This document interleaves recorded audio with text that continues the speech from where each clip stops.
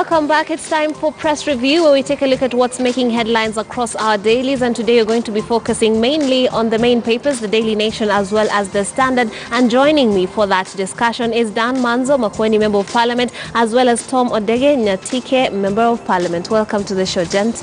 And it's all about members of Parliament today on the papers. And on the headlines, we have the Daily Nation telling us all about MPs now demanding a total of 17 allowance. And I'll just read a short excerpt that says, first they raised the salaries, then awarded themselves a whooping 250,000 in housing allowance. And now the men and women you elected want to be given literally everything. Now, that is on one side. But on the other side, on the Standard, we have the headline saying, why MPs want spies in schools. And this is following chaos in secondary schools in recent years. A parliamentary committee wants undercover agents to gather information on students and point out the bad elements. Now let's start off with the Standard and that issue with them wanting them there to be spies in schools. Do you feel it's relevant? Would it solve anything? Start with the Honourable. Thank you very much for welcoming us here. Yeah. Let me say that when you look at our schools, yes, we are investing a lot of money in building these schools. Right. And when we lose them in a day, it might also take us ages to bring them back to where they are. Absolutely. So it's very important for all of us to see that schools are protected and those who are in school and are not students, are thugs, should be allowed to leave so that we have people who are in school purposely for studies. Like in my own constituency, 5 students are currently under police custody because they burnt school just the other week. Yeah, so we need to work around the clock to ensure that those who are in school are those who deserve to be in school. Yes, and not delinquents. Not people who are going there to burn our schools. Yeah, now we are being given details, as you have seen on the screen right there. We're having 107 is the number of schools affected across the country in just 2018. And then we have 62, the number of schools that have experienced arson. And of course, 23 are schools that have experienced walkouts by students. And of course, this has to usually surrounds a particular character. There's usually a ringleader. So of course, maybe the spies would help root out the bad elements, as it's being termed. Honorable Mans, what do you feel about this one? 2 schools affected in Makueni, and 5 students have been going through, court cases for quite some time. And in fact, the first time somebody was arrested, they really claimed they were tortured by the police. And these are young people who probably are not sure what they are doing. You remember the old case of Changuli, that particular student who is said to have burned the rest. He's still there. So I think it's deeper than this. First and foremost, we need to invest in CCTV in schools. It helps a lot. The spies, not really, but there must be a closer teacher-student relationship. And you'll be able to pick out which student has different ideas. These are young people. We all want all of them to be molded better and to go to school. So I believe we must find a solution to this. But there are students really very young, are already branded criminals and are likely to lose their future. And that's what we want to make sure, even before you do school admissions and especially transfers, we have a proper, case history of that particular student. Yes, and when I hear about spies, I mean, would they be outside elements planted inside, or would they recruit spies from among the schools, the student population? I'm not too sure, because if we're talking about that, then there's also the risk of victimization, because if you are seen to be the one that is telling on the other students, it will also be a case of them being victimized because they're seen as the ones that are ratting out the rest of the students, because in past cases there have been prefects being targeted just because of them being said to be the ones telling on the rest of the students. Now I won't go deeper into the MPs now demanding more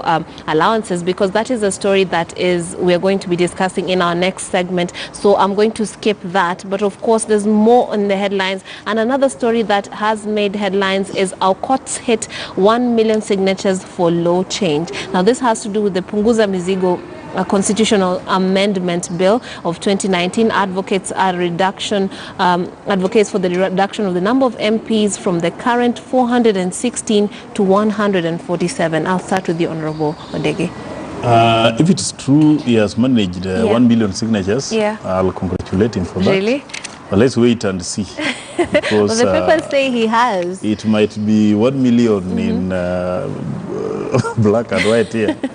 We saw it with on our road, our side of the divide. Yeah. When we tried to collect signatures, and at the end of the day, the signatures submitted to IBC, when they came back, they were different things. Absolutely. So let's wait and see what will come out of the IBC. documents have to be vetted. Let them be vetted.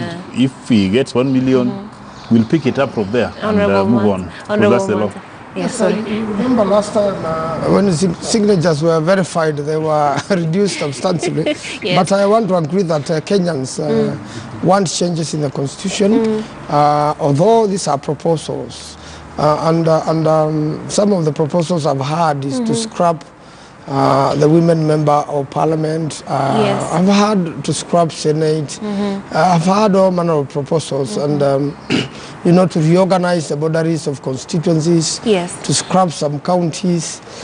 So eventually, after you get 1 million signatures, the process has to go back to the counties, then come back to parliament, and then Kenyans will take a direction as to where to be going, and then eventually it's a vote. Kenyans will vote yes or no. And what do you feel about the Honorable Odege, about the bill itself and all the proposals that it has? What the courts contain? Yes. Some of them are not tenable. They're not? And if you want the proposal of the bill to see the light of the day, it should be open to dialogue, so that Kenyans can also contribute and come up with what they want. Because when you talk about the boundaries, like my colleague is talking about, it's a very emotive thing. Extremely. And only one thing can make you lose the whole document. So we need to develop consensus and agree on how to go about it. But if it goes the way he wants, I can assure you it will not pass. It will not pass, because as you said, boundaries are some of the very emotive issues. Do you agree, Honorable Mombasa? Yes, boundaries are very emotive. And if you try that topic, like, to reduce some MCAs, to reduce some MPs, counties, Kenyans eventually will have to decide on this, and they'll have to, through a vote. And I'm very sure there are very many Kenyans who don't want to lose their counties, because a structure has already been placed. But it's very healthy, to keep on changing the laws and the constitution, for a better country. And when people want to lobby, they must really lobby all sectors. You must lobby the whole country to change in a certain direction. Already my constituency is 7 wards, so I wonder how you will manage it if there are more wards. It will be pretty tricky. But of course, maybe consultation will be key in dealing with this one. Now, just to paint a clearer picture about this bill, as we're being told on page 8 of the Standard, it says it proposes an increase in the county revenue share allocation from the current 15% to 35%. It also seeks to use each of the 1,450 wards as the primary units to accelerate developments, replacing the national government constituencies development fund, as well as proposes that the 47 counties are used as a single constituency for purposes of parliamentary elections to the Senate and National Assembly, and of course that reduction of members of parliament from 416 down to 147. So those are pretty radical changes that if effected, perhaps they would see changes our court hopes, but of course only time will tell. As the Honorable from Nyachike says, it's probably a tall order. It probably won't happen, but let's keep a lookout on that one. Now let's move to page 7, whereby we're being told Uhuru tells off leaders opposed to the shipping deal, and we're being told more on this story that some coastal MPs, unionists, snub events over suspect privatization of port terminal. And this is, of course, some of the leaders that have been named are Mvita Member of Parliament Abdul Somad Nasir and the Dock Worker Union General Secretary Simon Sang, who have criticized this, saying that 4,000 jobs will be lost at the port. But of course, Uhuru Kenyatta, the president, says he is hearing none of that criticism. What do you feel about this one? We expected that from Coast MPs, because even when the rejection was there in Parliament, right, they led the debate. They had their reasons why they were doing so. Yes. So the fact that it was passed because of lack of quorum was not good enough to convince them to attend the meeting. So by keeping off, I think is a right message to their constituents. Okay. They were represented. But what do you feel about the whole project in itself that the president is gunning for, the shipping deal? Okay, you know where we have reached as Kenyans. Unless it's implemented to the advantage of Kenyans, we have a right to be suspicious because of the past history. Yes. Now the government has been handling issues related to investment. Like when you talk about this port thing, it's very emotive and very sensitive to most people. So I would rather ask the president to bring these people on board and explain to them how he wants to go about this thing. Do you and think, like just brushing them aside is not healthy. Yes. Do you think it's usually a case of the executive having a positive intention, but then the implementation? But even if you have a positive intention and you want to do it to the people, it's good you involve those people so that they own it. Because like now what's coming up is like they're doing it, whether you want it or not, they move on. We're going to do it. And of course, there's that fear of the loss of jobs. What do you feel about this one, Honorable Manzo? Thoroughly contested. Yes. And I remember even when the president referred the bill back to Parliament, it means whoever is opposed to the proposal of the president must raise at least 2/3 of Parliament. It's a tall order. So there was quite a debate in the House, and I want to agree with my friend here that we must, win back, or must prove to the MPs who are opposed and to the people who are opposed, because not merely the MP who is opposed. It is the member of parliament is listening to his constituents, and he represents their thinking and must really fight for it so that their right is found. So we need to prove them wrong by making sure that it is successful, more jobs are created, it is efficient, it's beneficial to the country, and I'm sure if that happens, the president will definitely win them on his side, and we have to really make sure this is successful and that the country does not lose. I believe, in politics, it's good to allow that dissent. When somebody is dissenting, when somebody is opposing, because that's what will improve, because the matter has been opposed and people have expressed themselves, so that by the time you win them on board, then we have a better country and we have a better system. It reminds me of the competency-based curriculum and all its oppositions. I mean, perhaps also consultation would help. Yes, consultation will help, and the curriculum, has even never been debated on the floor of the House. We already now, recently after they have implemented, is when a sessional paper was brought to the House to still be scheduled for debate. And we cannot use force. You have to win people on your side and show them the advantage, so that, and that's why we have a law, and that's why we have the House, to go and represent the people's views, and most important, which is in the Constitution, to have public participation. Yes. If you have public participation, you are not likely to have this sort of problems. No.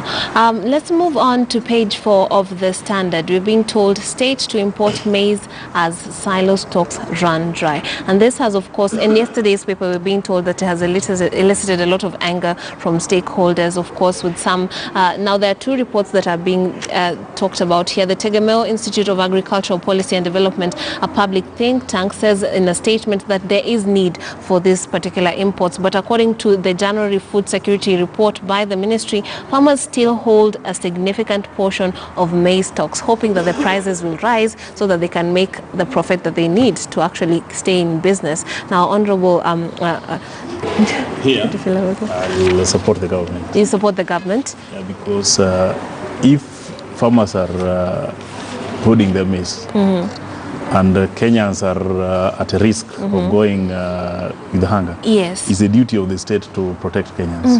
Because we cannot force farmers to come and market their maize. But also we cannot deny Kenyans the right to access maize. But what is it about that we're failing to do to empower farmers to feel that, have confidence in the market as it is right now? There is need for the ministry or the government to engage farmers. Yeah. Because this stalemate will not help. Yeah. And again, we are not going to rely on imports throughout. We need also to empower our farmers, but also we need to ensure that our people also have food. Yes. Yeah. So it's a catch-22 situation, it seems. Honorable Manzo. You know, I've been in the Committee of Agriculture before. Yeah. And, you know, the issue of maize and the Rift Valley is, you know, government has really to engage. Because what you need to do is to agree with the farmers. What is the price? So that, because farmers are in Kenya are keeping a lot of maize. Yeah. And again, when maize is imported, it's really not an import. It's a scandal. Some people want to make money out of it. It's a collusion. So the committee in charge of agriculture now has to really work hard, and it's their responsibility to make sure that whatever is happening is very transparent. Right. When the maize is brought here, we don't have an average. We don't have too much of it. It's clear that we are going through a drought situation in the country. Yes. And the government has a duty to make sure that the nation does not starve. Now, on the nation, we have a pretty intriguing story right here that tells us about crocodiles that escaped from a farm, and of course this would cause a lot of anxiety. Residents of Nyali's expansive neighborhood of Mombasa wake up to the horror of massive reptiles invading their estates after escaping from a nearby Mamba village. I'm sure we're both all familiar with the Mamba village. Yes. I don't know whether they are tamed crocodiles. They're because absolutely not. If they are wild, then it's a real risk. Yes. Because crocodile is very destructive. Yeah, it's very destructive. And crocodile can even kill an adult, not only children. It's very dangerous. They could eat its own weight, in fact. So I think, and you can imagine if it finds a child, it will be a whole other story. Ordinarily, the crocodiles perform better in water. When they're outside, their habitat become a problem. Yeah. But it's a very risky thing, and also for whoever had brought them together, because there's a principle in law is if you gather something obnoxious somewhere and it escapes and becomes injurious to others, then you are liable. So the owner has to move very fast because is going to be sued heavily. Should anybody be injured or even get scared, somebody will go to court, and others will also take advantage and maybe kill the crocodiles and eat them. So he's likely to lose. So somehow the situation needs to be contained. But back to the Standard, we have a story that has been making headlines for the past 3 weeks, the allegations about a murder or death plot against the DP. And we have Kibicho, and that was one of our top stories earlier on. Kibicho DP says DP Ruto imagined that plot. And I'll read an excerpt where he said Interior Principal Secretary Karanja Kibicho has dismissed claims of assassination, saying they're imaginations. And he says that Mr. Kibicho's name has obviously featured very prominently in this particular saga. And as somebody says, Afro cinema continues. I don't know what you feel about this one, Honorable Dege, because it seems to be gaining a new life every other day. Let me say this. We are politicians, and I read more politics in this assassination plot than the real killing. Yeah, because when you look at the people, like the Itumbis who are coming out, and again, plotting to kill a deputy president is not a joke. And I don't think it's a child's play like what I'm seeing here. So Kibicho is right to defend himself. What political mileage would one gain from such a scandal? Maybe the DP camp thought this one is going to earn him some sympathy. Maybe. And make Kenyans feel that he's being fought or is kind of being isolated and maybe the underdog. Yeah, he wanted some sympathy from me. That's what I'm seeing here. But they did it wrongly. Okay. They did it very wrongly. Okay, and we did pose the same question, a similar question to people on Twitter, and the sentiments were actually very similar to what you said. Most people felt like this might have been a ploy to gain sympathy votes or some sort of sympathy and political mileage eventually. Honorable Manzo, lastly. You know, to assassinate a person who is heavily guarded by the best security in the country. it means a big fight. Yeah. And many more lives even to be lost. Yeah. And again, also murders, you know, of an experience as a lawyer, it's very difficult to unravel any murder because it is planned probably with one, maximum 2 people. Yes. It's never a crowd. A whole committee of prominent. And even if you plan it in a crowd, somebody will immediately leak. And there will be no plot as such. So I think it was a mistake. Yeah. I don't think anybody is interested in dealing, you know, doing away with the DP. And people want to deal with him, they will deal with him on the ballot. Yeah.